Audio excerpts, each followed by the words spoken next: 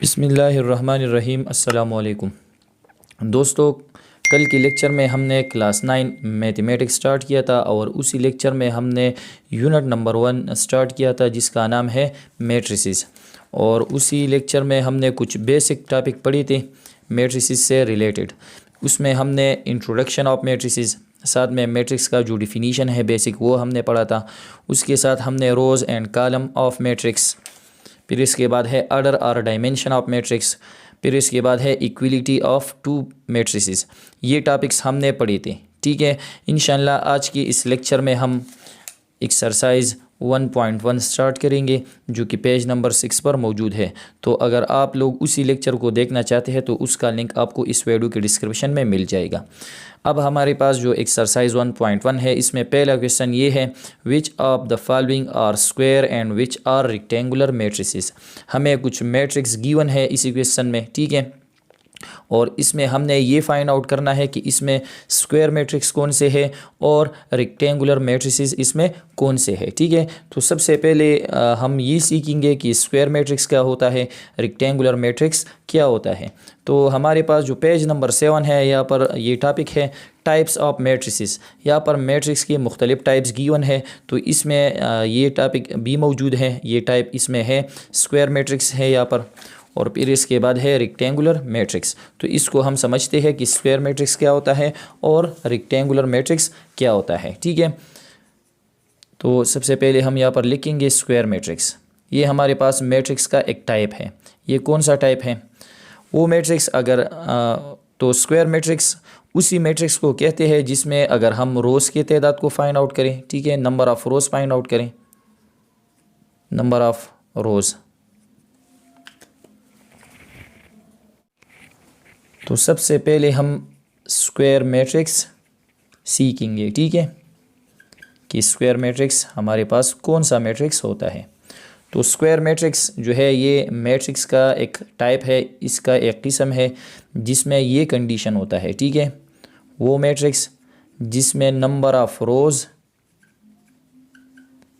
And number of column are equal. मतलब ये है, ये एक ऐसा मैट्रिक्स है जिसमें नंबर ऑफ़ रोज़ और नंबर ऑफ़ कॉलम की तादाद इक्वल होते हैं। ठीक है, फॉर एग्ज़ाम्पल यहाँ पर मैं एक मैट्रिक्स ले रहा हूँ और इसको मैं डिनोट कर रहा हूँ ऐसे। ठीक है, अब इसमें मैं एलिमेंट ले रहा हूँ, फॉर एग्ज़ाम्पल 2 है यहाँ पर है 3, यहाँ पर है 5 और यहाँ पर है फॉर एग्ज़ाम्पल -1। तो ये हमने एक मैट्रिक्स लिया। अब ये जो मैट्रिक्स है इसमें हम number of rows find out करेंगे और नंबर ऑफ़ कॉलम। तो जिस तरह हमने कल वाले लेक्चर में पढ़ा था कि अगर हम एलिमेंट को हॉरिज़ॉन्टली देखेंगे, ठीक है, इसी तरह तो ये हमारे पास होते हैं नंबर ऑफ़ रोज़, और अगर हम एलिमेंट को वर्टिकली देखेंगे तो ये कहलाते हैं कॉलम। तो इसमें हम देखेंगे इसमें कितनी रो है। ये हमारे पास पहला रो है जिसमें 2 और 3 है, और ये इसका दूसरा रो है। तो इसका मतलब ये हुआ कि इसमें नंबर ऑफ़ रोज़ कितने हैं, रोज़ की तादाद कितना है, वो है 2, और साथ में नंबर ऑफ़ कॉलम। अब इसी अरेंजमेंट को हम देखेंगे, ठीक है, एलिमेंट की इसी अरेंजमेंट को। तो नंबर ऑफ़ कॉलम वो हमारे पास कितने हैं, तो 1 2, वो भी हमारे पास 2 है। तो यहाँ पर हम देख सकते हैं इसी मैट्रिक्स में नंबर ऑफ़ रोज़ 2 है और नंबर ऑफ़ कॉलम भी 2 है। या इस तरह हम कह सकते हैं कि इसी मैट्रिक्स का ऑर्डर क्या है, 2/2 है। ठीक है, इस तरह हमने पढ़ा था कि ऑर्डर या डायमेंशन का मतलब ये होता है कि मैट्रिक्स में कितनी रोज़ है और कितनी कॉलम। तो इसको हम ऑर्डर भी कहते हैं। ऑर्डर हम किस तरह डिनोट करते हैं, सबसे पहले हम रो की तादाद लिखेंगे। तो ये 2 मतलब है कि इसमें 2 रो है। ठीक है, सबसे पहले हम रो लिखेंगे। 2/2 का मतलब है कि इसमें 2 रो है और 2 कॉलम है। तो इसमें नंबर ऑफ़ रोज़ और नंबर ऑफ़ कॉलम की तादाद इक्वल है। तो इसका मतलब ये होगा कि ये हमारे पास कौन सा मैट्रिक्स है, स्क्वायर मैट्रिक्स। तो स्क्वायर मैट्रिक्स एक ऐसा मैट्रिक्स होता है जिसमें number of rows and number of column equal होते हैं। ठीक है, फिर इसके बाद है रेक्टेंगुलर मैट्रिक्स। तो रेक्टेंगुलर मैट्रिक्स जो है वो एक ऐसा मैट्रिक्स होता है जिसमें number of rows and number of column की तादाद जो है वो इक्वल नहीं होती। ठीक है, रेक्टेंगुलर मैट्रिक्स का मतलब है कि number of rows not equal to number of column. मतलब एक ऐसा मैट्रिक्स जिसमें नंबर ऑफ़ रोज़ और नंबर ऑफ़ कॉलम की तादाद अगर हम फाइंड आउट करें और वो इक्वल न हो तो वो हमारे पास फिर कौन सा मैट्रिक्स होगा, वो हमारे पास होगा रेक्टेंगुलर मैट्रिक्स। फॉर एग्जांपल यहाँ पर मैं लिख रहा हूँ, ये हमारे पास एक मैट्रिक्स है जिसको हमने डिनोट किया है ए से। इसमें एलिमेंट है 2 5 7 और 1 0 1 है फॉर एग्जांपल, ठीक है। तो इसमें हम देख सकते हैं इसमें रो कितने हैं, ये हमारे पास पहला रो है, इसमें ये दूसरा रो है। तो इसमें रोज़ कितने हैं, 2 रो है। इसमें कॉलम कितने हैं, 1 2 3, इसमें 3 कॉलम है, ठीक है। या हम कह सकते हैं कि इसी मैट्रिक्स का ऑर्डर क्या है, 2/3। तो इसमें रोज़ और कॉलम की तादाद डिफरेंट है, तो ये हमारे पास होता है रेक्टेंगुलर मैट्रिक्स। तो अब हमारे पास जो क्वेश्चन नंबर 1 है ये भी इसी तरह है कि हमें कुछ मैट्रिक्स गिवन है और इसमें हमने ये ढूंढना है कि इसमें स्क्वायर मैट्रिक्स कौन से है और रेक्टेंगुलर मैट्रिक्स इसमें कौन से है। अब ये है हमारे पास है क्वेश्चन नंबर 1 जिसमें हम स्क्वायर मैट्रिक्स और रेक्टेंगुलर मैट्रिसेस देखेंगे।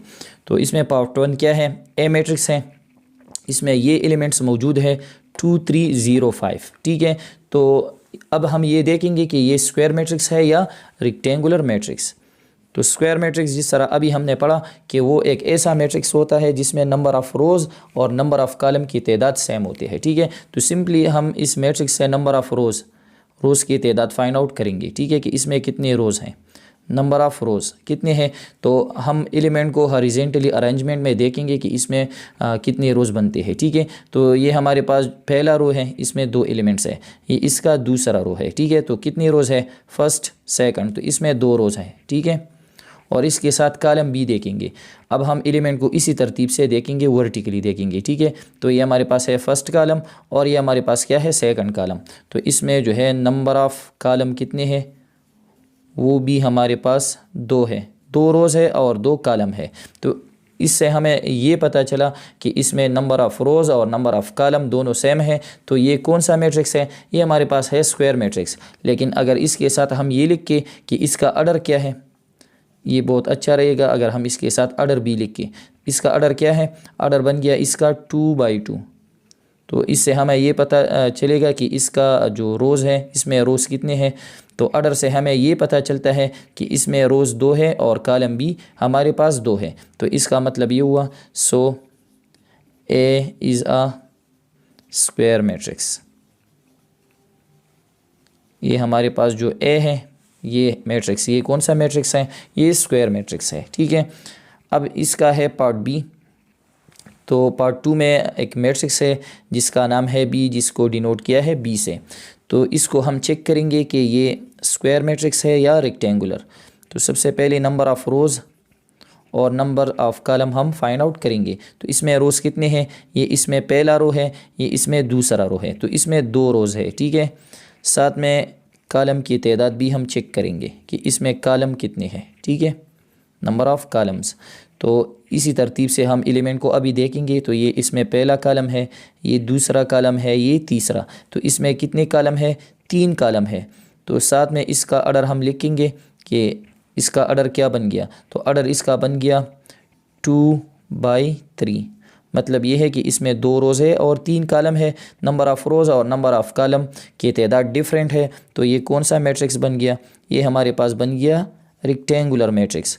सो matrix B is rectangular matrix. हमारे पास ये जो मैट्रिक्स बी है ये कौन सा मैट्रिक्स है, ये रेक्टेंगुलर मैट्रिक्स है, ठीक है। फिर है पार्ट 3। पार्ट 3 में एक मैट्रिक्स है जिसका नाम है सी। तो ये हम चेक करेंगे कि स्क्वायर मैट्रिक्स है या रेक्टेंगुलर मैट्रिक्स है। तो सिंपली हम number of rows find out करेंगे और नंबर ऑफ़ कॉलम। तो इसमें कितने रोज़ हैं, फर्स्ट रो है, सेकंड, थर्ड, इसमें 3 रोज़ हैं, ठीक है। साथ में हम चेक करेंगे नंबर ऑफ़ कॉलम्स इसमें कितने हैं, 1 2 3, 3 कॉलम है इसमें, ठीक है। तो इसका ऑर्डर क्या बन गया, ऑर्डर इसका बन गया 3/3। मतलब ये है कि 3 रोज़ है और 3 कॉलम है। तो नंबर ऑफ़ रोज़ और नंबर ऑफ़ कॉलम सेम है। तो इसका मतलब ये हुआ कि ये कौन सा मैट्रिक्स है, ये जो है स्क्वायर मैट्रिक्स है। So matrix C is square matrix. बहुत सिंपल क्वेश्चन है, इसी तरह आप लोगों ने इसको सॉल्व कर देना है, ठीक है। फिर है पार्ट 4 में एक मैट्रिक्स है जिसका नाम है बी, ठीक है। तो इसमें सिर्फ एक एलिमेंट है। अगर हम इसको इसी तरतीब से देखें हॉरिजॉन्टली ये एक एलिमेंट है, या अगर हम इसको वर्टिकली देखें तो बी जो है हमें एक एलिमेंट मिलता है, ठीक है। तो मतलब ये है कि इसमें नंबर ऑफ़ रोज़ कितने हैं। अगर हम इसी तरह देखें तो एक एलिमेंट है, सिर्फ एक रो है इसमें। नंबर ऑफ़ कॉलम कितने हैं, नंबर ऑफ़ कॉलम मतलब अब हम इसको इसी तरतीब से देखेंगे तो भी इसमें एक कॉलम है, ठीक है। तो मतलब यह है कि इसका ऑर्डर क्या है, ऑर्डर इसका है 1 बाई 1। नंबर ऑफ़ रोज़ और नंबर ऑफ़ कॉलम सेम है, तो मतलब यह है कि so matrix B is square matrix. ये हमारे पास कौन सा मैट्रिक्स है, स्क्वायर मैट्रिक्स है, ठीक है। फिर इसके बाद है 5 नंबर क्वेश्चन। इसमें एक मैट्रिक्स है जिसका नाम है ई। तो ये हम चेक करेंगे कौन सा मैट्रिक्स है। तो इसमें कितने रोज़ है, इसमें सिर्फ एक रो है। कॉलम कितने हैं, दो कॉलम है, इसमें एक रो है और दो कॉलम है। तो इसका ऑर्डर है 1 बाई 2। तो ये हमारे पास बन गया रेक्टेंगुलर मैट्रिक्स, क्योंकि नंबर ऑफ़ रोज़ और नंबर ऑफ़ कॉलम डिफरेंट है, ठीक है। फिर पार्ट 6 में एक मैट्रिक्स है, इसका नाम है ई। इसमें हम नंबर ऑफ़ रोज़ चेक करेंगे। तो इसमें रोज़ कितने हैं, हॉरिजॉन्टली हम चेक करेंगे, ठीक है। तो इसमें ये पहला रो है, ये दूसरा, दो रोज़ है। इसमें कॉलम कितने हैं, एक कॉलम है। तो इसका ऑर्डर क्या बन गया, 2 बाई 1। तो इसमें नंबर ऑफ़ रोज़ और नंबर ऑफ़ कॉलम के तादाद डिफरेंट है। तो ये हमारे पास बन गया रेक्टेंगुलर मैट्रिक्स, ठीक है। अब हमारे पास ये है क्वेश्चन नंबर 2, जिसमें क्या पूछा है, list the order of the following matrices. हमें कुछ मैट्रिक्स गिवन है इसमें, और इसमें हमने इसी मैट्रिक्स का ऑर्डर जो है वो फाइंड आउट करना है, ठीक है। तो जिस तरह हमने कल वाले लेक्चर में पढ़ा था ऑर्डर या डायमेंशन, ठीक है, कि इसमें हम उसी मैट्रिक्स में नंबर ऑफ़ रोज़ और नंबर ऑफ़ कॉलम की तादाद को फाइंड आउट करेंगे। तो ये हमारे पास बन जाता है इसका ऑर्डर, ठीक है। तो ऑर्डर या डायमेंशन को फाइंड आउट करने के लिए हम नंबर ऑफ़ रोज़ और नंबर ऑफ़ कॉलम की तादाद फाइंड आउट करेंगे, ठीक है। तो सबसे पहले हम number of rows find out करेंगे। तो इसमें रोज़ कितने हैं, तो 1 2, इसमें 2 रोज़ हैं, ठीक है। साथ में नंबर ऑफ़ कॉलम भी फाइंड आउट करेंगे, ठीक है। तो इसमें कॉलम कितने हैं, 1 2 3, इसमें 3 कॉलम है, ठीक है। रोज़ इसमें 2 है और कॉलम इसमें 3 है। तो इसका ऑर्डर क्या बन गया, ऑर्डर ऑफ, ये कौन सा मैट्रिक्स है, इसका नाम है ए। तो order of matrix A equal to, ठीक है। तो इसमें हम पहले रो लिखेंगे, रो कितने हैं 2, फिर लिखेंगे बाई, और कॉलम कितने हैं 3। तो इसका ऑर्डर बन गया 2 बाई 3। अब इसका है पार्ट नंबर 2। तो पार्ट नंबर 2 में हमारे पास एक मैट्रिक्स है जिसका नाम है बी। तो इसका अब हम जो है ऑर्डर फाइंड आउट करेंगे या डायमेंशन। तो नंबर ऑफ़ रोज़, इसमें रोज़ की तादाद फाइंड आउट करेंगे। तो इसमें कितने रो है, इसमें सिर्फ एक रो है, ठीक है। इसी तरह अगर हम देखेंगे कि तो सिर्फ एक एलिमेंट है, तो इसमें एक रो है। नंबर ऑफ़ कॉलम, कॉलम कितने हैं, इसमें सिर्फ एक कॉलम है, ठीक है। तो ऑर्डर या इसकी जगह ऑर्डर की जगह हम डायमेंशन भी लिख सकते हैं। ऑर्डर ऑफ मैट्रिक्स बी, ये इसका ऑर्डर क्या है, 1 बाई 1। मतलब ये है कि इसमें एक रो है और एक कॉलम है, ठीक है। यहाँ पर है पार्ट 3, सी मैट्रिक्स है।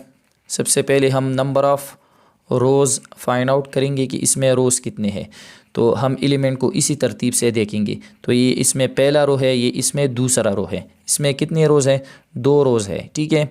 साथ में नंबर ऑफ़ कॉलम, कॉलम कितने हैं। अब हम वर्टिकल अरेंजमेंट इसमें देखेंगे, ठीक है, एलिमेंट को देखेंगे। तो ये हमारे पास है फर्स्ट कॉलम, ये है दूसरा कॉलम, ये है तीसरा कॉलम। तो इसमें 3 कॉलम है। तो मतलब ये हुआ कि इसी मैट्रिक्स का ऑर्डर क्या बन गया, ऑर्डर ऑफ मैट्रिक्स सी।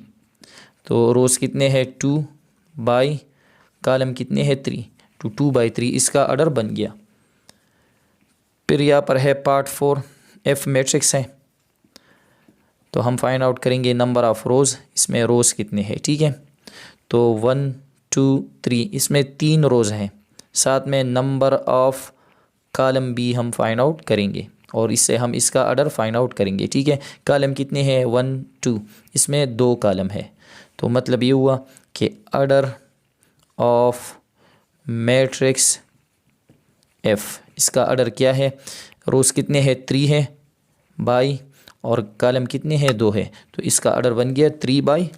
ठीक है, फिर इसमें है क्वेश्चन नंबर 2 में और 2 पार्ट्स भी है। ठीक है, यहाँ पर है हमारे पास पार्ट नंबर 5 ई मैट्रिक्स है। ठीक है, तो इसका ऑर्डर क्या है, इसमें सिर्फ एक रो है और 2 कॉलम है, तो इसका ऑर्डर है 1/2। तो आपने इसी तरह इसको सॉल्व कर देना है। ठीक है, पार्ट नंबर 6 में डी मैट्रिक्स है, इसमें रोज़ कितने हैं 1 2 3 रोज़ हैं, कॉलम कितने हैं 1 2 3 रोज़ है और 3 कॉलम है, मतलब इसका ऑर्डर बन गया 3/3। तो क्वेश्चन नंबर 2 में हमने इसी मैट्रिक्स के का जो ऑर्डर्स है वो हमने फाइंड आउट किए।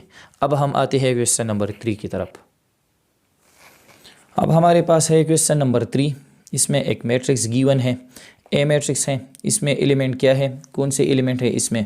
ठीक है, तो इसमें जो पहला रो है इसमें एलिमेंट्स है 3 2 -4, सेकंड रो में कौन से एलिमेंट है -2 5 0, थर्ड रो में है 2 1 5, और इसके साथ जो फोर्थ रो है इसमें है -3 4 6। ठीक है, ये हमारे पास ये मैट्रिक्स ए है।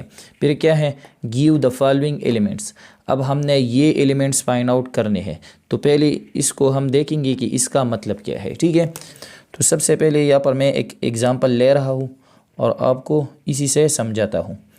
फॉर एग्ज़ाम्पल हमने एक मैट्रिक्स लिया ए और इसमें एलिमेंट है हमारे पास फॉर एग्ज़ाम्पल 5 है, 3 है, 1 है, और साथ में जो दूसरा रो है इसमें एलिमेंट है 2 -1 0। ये हमने इसमें एलिमेंट्स लिए। ठीक है, अब यहाँ पर हम देख सकते हैं इसी मैट्रिक्स में अगर हम देखें तो इसमें 2 रोज़ हैं, ये इसमें पहला रो है, पहले रो में 3 एलिमेंट है, और ये इसका दूसरा रो है, इसमें जो है अभी 3 एलिमेंट्स मौजूद है। ठीक है, तो इसमें टोटल कितने एलिमेंट है, टोटल इसमें 6 एलिमेंट है। ठीक है, टोटल एलिमेंट कितने हैं 6 एलिमेंट्स है। तो इन तमाम एलिमेंट को अगर हम डिनोट करते हैं तो इसको हम ज़्यादातर एक वेरिएबल से डिनोट करते हैं, स्मॉल ए से। ठीक है, स्मॉल ए का मतलब ये एलिमेंट बी होता है, ये बी होता है, या 1 या 2 -1 0।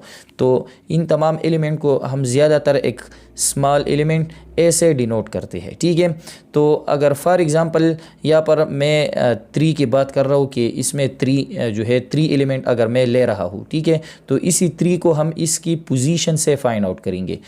3 को हम किससे फाइंड आउट करेंगे, 3 की पोजीशन से। पोजीशन का मतलब क्या है, मतलब ये है कि ये 3 जो है ये इसी मैट्रिक्स में कौन से रो पर है, 3 कौन से रो में मौजूद है। ठीक है, और 3 जो है कौन से कॉलम में मौजूद है। अगर हम किसी भी एलिमेंट को फाइंड आउट करना चाहते हैं तो उसी एलिमेंट का पोजीशन हम फाइंड आउट करेंगे। पोजीशन का मतलब ये होता है कि वो एलिमेंट कौन से रो में है और कौन से कॉलम में वो मौजूद है। तो यहाँ पर हम देखेंगे कि 3 जो है ये कौन से इसका पोजीशन क्या है, मतलब ये कौन से रो में है।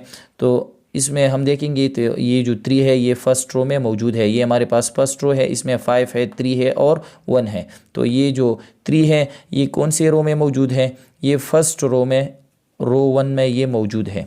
अब ये कौन से कॉलम में मौजूद है, तो अब हम कॉलम देखेंगे कि ये कौन से कॉलम में मौजूद है, 1 2, तो ये कॉलम 2 में मौजूद है। तो यहाँ से हमें ये अंदाज़ा हुआ कि ये हम कौन से एलिमेंट की बात कर रहे हैं।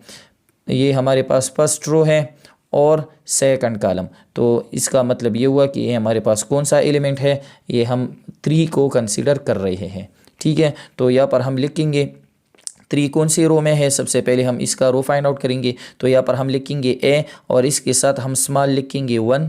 ठीक है, तो A1 का मतलब है कि ये एक एलिमेंट है जो कि फर्स्ट रो में है और कौन से कॉलम में है, 1 2 दूसरी कॉलम में है। ठीक है, तो इसको हम इस तरह प्रोनाउंस नहीं करेंगे कि A12 नहीं, A12 का मतलब है कि ए जो है ये एक एलिमेंट है जो कि फर्स्ट रो में है और सेकंड कॉलम में है, तो इसका मतलब है 3। ठीक है, अब अगर हम इसी एलिमेंट को ले रहे हैं, ठीक है, तो इसका पोजीशन क्या होगा, इसको हम देखेंगे। ये 2 कौन सी रो में है, ये हमारे पास सेकंड रो है। ठीक है, तो ये रो 2 में मौजूद है और कौन से कॉलम में मौजूद है, कॉलम 1 में मौजूद है। तो इसका पोजीशन क्या होगा, इसको हम डिनोट करेंगे ए से। 2 का पोजीशन होगा दूसरी रो में है, तो लिखेंगे A2 और कौन से कॉलम में है, फर्स्ट कॉलम में। तो A21 का मतलब ये है कि एक ऐसा एलिमेंट जो कि दूसरी रो में हो और फर्स्ट कॉलम में मौजूद हो। तो ये कौन सा एलिमेंट है, ये हम ले रहे हैं 2। ठीक है, तो सेम ये क्वेश्चन भी इसी तरह है। अब हम यहाँ से ये एलिमेंट जो है हम फाइंड आउट करेंगे। ठीक है, तो बहुत सिंपल है, बस हमने पोजीशन देखना है एलिमेंट का और इसको हमने फाइंड आउट करना है। ठीक है, तो यहाँ पर हम क्वेश्चन नंबर 1 इसमें पार्ट 1 लेंगे, यहाँ पर सोल्यूशन स्टार्ट करेंगे। ठीक है, तो यहाँ पर है A12 का मतलब है ए एक एलिमेंट है जो कि फर्स्ट रो में है और सेकंड कॉलम में। तो हम फर्स्ट रो और सेकंड कॉलम देखेंगे कि कौन सा एलिमेंट आता है। ठीक है, तो ये हमारे पास है फर्स्ट रो, ये फर्स्ट रो है, कौन सा कॉलम है, सेकंड कॉलम। तो फर्स्ट रो ये है और ये सेकंड कॉलम है, तो ये कौन सा एलिमेंट आता है, तो ये हमारे पास आता है 2। तो A12 का मतलब है 2। ठीक है, फिर इसमें दूसरा पार्ट क्या है, A23 का मतलब है एक ऐसा एलिमेंट जो कि दूसरी रो में हो और तीसरी कॉलम में मौजूद हो। तो हम सेकंड रो देखेंगे और थर्ड कॉलम देखेंगे। तो सेकंड रो कौन सा है, ये हमारे पास सेकंड रो है और इसमें थर्ड कॉलम ये है, तो सेकंड रो थर्ड कॉलम, तो ये हमारे पास ये एलिमेंट आता है 0। ठीक है, तो ये A23 का मतलब है कि ये हमारे पास कौन सा एलिमेंट है, 0। फिर इसके बाद है पार्ट 3, इसमें क्या है, A32 मतलब वो एलिमेंट हम ले रहे हैं जो कि थर्ड रो में हो और सेकंड कॉलम में। तो हम पहले थर्ड रो में देखेंगे इसको। ठीक है, और फिर सेकंड कॉलम में। तो ये हमारे पास है थर्ड रो और कौन सा कॉलम है, सेकंड कॉलम। ठीक है, ये थर्ड रो है, सेकंड कॉलम, तो कौन सा एलिमेंट आता है, क्योंकि ये हमारे पास ये मुकम्मल रो है और इसमें सेकंड कॉलम ये है, तो ये एलिमेंट आता है जो कि थर्ड रो में है और सेकंड कॉलम में है। तो क्या है ये हमारे पास 1। ठीक है, फिर इसके बाद है पार्ट 4, वो क्या है, A43 का मतलब है वो एलिमेंट जो कि फोर्थ रो में हो और थर्ड कॉलम में हो। तो ये हमारे पास फोर्थ रो है, ये तमाम एलिमेंट जो है ये कौन सी रो में मौजूद है, फोर्थ रो में मौजूद है, लेकिन इसके साथ जो है थर्ड कॉलम, तो ये हमारे पास थर्ड कॉलम है, तो ये कौन सा एलिमेंट आता है, 6 जो है ये फोर्थ रो में है और थर्ड कॉलम में है। ठीक है, फिर है पार्ट 5, यहाँ पर है A13 का मतलब है वो एलिमेंट जो कि फर्स्ट रो में हो और थर्ड कॉलम में। तो ये हमारे पास है फर्स्ट रो, ये तमाम एलिमेंट फर्स्ट रो में आते हैं। ठीक है, और क्या है 3 मतलब थर्ड कॉलम, तो ये हमारे पास है थर्ड कॉलम। तो फर्स्ट रो थर्ड कॉलम कौन सा एलिमेंट आता है, -4। ठीक है, फिर है पार्ट 6, यहाँ पर है A33 का मतलब है वो एलिमेंट जो कि थर्ड रो और थर्ड कॉलम में मौजूद हो। तो ये हमारे पास है थर्ड रो और ये हमारे पास है थर्ड कॉलम, तो कौन सा एलिमेंट आता है, हमारे पास आता है 5। तो ये था हमारे पास क्वेश्चन नंबर 3, जिसमें हमने ये एलिमेंट फाइंड आउट किए और यहाँ पर ये जो लिख के गए थे ए के साथ, तो ये एलिमेंट की पोजीशन थे। तो इन ही पोजीशन की मदद से हमने वही एलिमेंट फाइंड आउट की। अब यहाँ पर है हमारे पास क्वेश्चन नंबर 4, जिसमें क्या है, which of the following matrices are equal. यहाँ पर हमारे पास 4 गिवन मैट्रिक्स हैं, इसमें हमने ये देखना है कि कौन से मैट्रिक्स इसमें इक्वल है। ठीक है, तो जिस तरह हमने कल वाले लेक्चर में कहा था कि 2 मैट्रिक्स कब इक्वल होंगे, तो इसमें 2 कंडीशन थे। पहला कंडीशन उसमें ये था कि दोनों का ऑर्डर सेम होना चाहिए। दूसरा कंडीशन इसमें ये था कि करिस्पॉन्डिंग एलिमेंट जो कि सेम पोजीशन पर जो एलिमेंट हो वो भी हमारे पास सेम होनी चाहिए। तो इसमें हम देखेंगे कि ऑर्डर कौन से मैट्रिक्स का सेम है। तो यहाँ पर मैट्रिक्स ए देखेंगे, इसमें 2 रोज़ है 2 कॉलम है, ऑर्डर इसका 2/2 है। इसमें भी 2 रोज़ 2 कॉलम, इसका ऑर्डर भी 2/2 है। इसमें भी हमारे पास 2 रोज़ है 2 कॉलम है, 2/2 इसका ऑर्डर है और 2/2 इसका ऑर्डर, मतलब इसमें तमाम मैट्रिक्स का ऑर्डर 2/2 है। ठीक है, ऑर्डर तो सारे मैट्रिक्स का ऑर्डर सेम है। ठीक है, लेकिन दूसरा कंडीशन इसमें देखेंगे कि ऑर्डर के साथ साथ इसमें जो करिस्पॉन्डिंग एलिमेंट्स है, मतलब सेम पोजीशन पर जो एलिमेंट है वो भी सेम होनी चाहिए। तो इसमें हम देखेंगे कि कौन से एलिमेंट सेम है। तो मैट्रिक्स ए में फर्स्ट रो में जो फर्स्ट पोजीशन पर जो एलिमेंट हो वो क्या है, वो है 2, तो यहाँ पर बी है 2। ठीक है, यहाँ पर है 5 सेकंड पोजीशन पर, तो यहाँ पर B5 है। फिर हम आएंगे दूसरी रो की तरफ, तो दूसरी रो में पहला एलिमेंट क्या है, यहाँ पर है 1, लेकिन यहाँ पर क्या है 4 है। तो मतलब ये हुआ कि ये दोनों सेम नहीं है, ठीक है। इसको हम फिर दूसरी मैट्रिक्स के साथ चेक करेंगे। यहाँ पर है 2, तो 1 + 1 2 आता है। 5 3 + 2 5 आता है।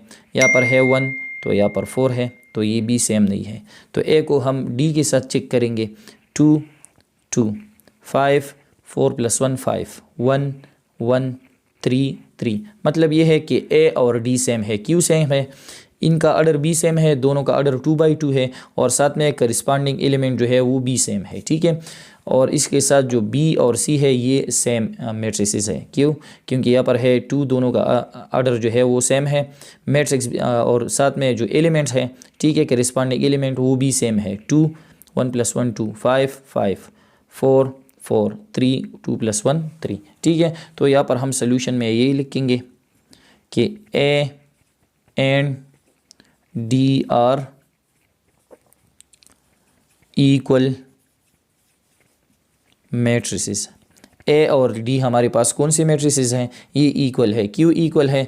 बिकॉज इसके साथ हम ये लिखेंगे, पहला इसमें क्या है, देयर ऑर्डर्स आर सेम, इसके ऑर्डर सेम है। दूसरा इसमें क्या है, एलिमेंट्स इन करस्पॉन्डिंग पोजीशन और सेम। इसमें ये 2 पॉइंट्स मौजूद है कि इसका ऑर्डर सेम है, और दूसरा पॉइंट इसमें ये है कि करस्पॉन्डिंग पोजीशन पर जो एलिमेंट मौजूद है वो भी हमारे पास क्या है, सेम है। तो इसके साथ अब लोगों ने ये भी लिखना है कि B and C are equal matrices. B और सी हमारे पास इक्वल मैट्रिसेस है। क्यों है? बिकॉज इसके साथ भी हमने ये 2 पॉइंट से लिख लेना है, ठीक है। तो ये था हमारे पास क्वेश्चन नंबर 4, और इसमें हमने ये देखा कि कौन से मैट्रिक्स इसमें इक्वल मैट्रिसेस है, ठीक है। फिर इसमें है क्वेश्चन नंबर 5। तो क्वेश्चन नंबर 5 में क्या है, हमारे पास यहाँ पर 2 मैट्रिक्स गिवन है। ए मैट्रिक्स है, इसमें एलिमेंट क्या है, 2 है, -3 है, फिर यहाँ पर है u एक वेरिएबल है, और यहाँ पर है 0। बी मैट्रिक्स है, इसमें वेरिएबल v है, -3 नंबर है, 5 है, और w भी वेरिएबल है। तो फिर यहाँ पर क्या पूछा है, for what value of u v and w are A and B equal. मतलब ये है कि हम u v और w की जगह कौन सी वैल्यूज़ लगाई जिससे ए और बी मैट्रिक्स इक्वल बन जाए, ठीक है। तो बहुत सिंपल है, इक्वल मैट्रिक्स के लिए सिर्फ 2 कंडीशन थी, ठीक है, कि इसमें दोनों का ऑर्डर सेम होना चाहिए, और साथ में जो दूसरा कंडीशन था वो बहुत ज़रूरी था कि करस्पॉन्डिंग पोजीशन पर जो एलिमेंट है वो सेम होनी चाहिए। तो हम देखेंगे कि इसमें जो ये जो 2 मैट्रिक्स है इसका ऑर्डर जो है वो सेम है। इसका ऑर्डर है 2/2, 2 रोज़ है 2 कॉलम, इसका ऑर्डर भी 2/2 है। अब हम करस्पॉन्डिंग एलिमेंट को देखेंगे। इसमें जो पहली रो में जो फर्स्ट एलिमेंट है यहाँ पर क्या है 2, तो यहाँ पर क्या है v, तो ये v वेरिएबल है, तो यहाँ पर 2 है, तो इसका मतलब ये है कि v की जगह b क्या आना चाहिए, इसकी जगह अगर हम 2 लगाए तो यहाँ पर b2 यहाँ पर b2, तो ये दोनों जो है सेम पोजीशन पर जो एलिमेंट है वो सेम बन जाएंगे। तो इससे v की वैल्यू हम फाइंड आउट कर सकते हैं, ठीक है। तो यहाँ पर है कि u v और w की वैल्यूज़ हमने फाइंड आउट करेंगे, ठीक है। तो यहाँ पर हम लिखेंगे कि फॉर v की जगह अगर हम क्या लगाए, यहाँ पर है 2, तो यहाँ पर भी 2 होना चाहिए, ठीक है। फॉर v = 2, ये तो ऑलरेडी सेम है, -3 -3। फिर यहाँ पर है u, और यहाँ पर क्या है 5, तो मतलब ये है कि इसी u की जगह यहाँ पर 5 है, तो यहाँ पर भी जो है 5 होना चाहिए। तो फॉर v = 2, u = 5, एंड तीसरा इसमें क्या है, यहाँ पर है 0, और यहाँ पर है w, मतलब ये है कि इसी w की जगह हम क्या लगाएंगे 0, ठीक है। इसी w की जगह हम 0 लगाएंगे, ठीक है। एंड w = 0, मतलब ये है कि अगर हम v की जगह 2 लगाए, इसकी जगह 2, यहाँ पर भी 2 है, ठीक है। u की जगह अगर हम 5 लगाए तो u यहाँ पर है, तो इसकी जगह 5, क्योंकि यहाँ पर 5 है। और w की जगह अगर हम 0 लगाए, यहाँ पर है 0, तो यहाँ पर भी 0 होना चाहिए। तो इसके बाद ये मैट्रिक्स क्या होंगे, ये सेम मैट्रिक्स बन जाएंगे। For v = 2, u = 5, and w = 0, a and b are equal matrices, मतलब अगर इसकी जगह हम ये वैल्यूज़ लगाए तो ये क्या बन जाएगी, ये हमारे पास बन जाएंगे ए और बी जो है ये हमारे पास इक्वल मैट्रिसेस बन जाएंगे। ठीक है, फिर इसके बाद हमारे पास क्वेश्चन नंबर 6 है और क्वेश्चन नंबर 7। तो इंशाल्लाह इसको हम नेक्स्ट लेक्चर में जो है वो सॉल्व करेंगे। तो उम्मीद करता हूँ कि आज के लेक्चर में हमने ये जो क्वेश्चन है ये जो सॉल्व किए ये आप लोगों को समझ आ गई होगी। फिर भी इसमें कोई मसला हो तो आप पूछ सकते हैं। थैंक्स।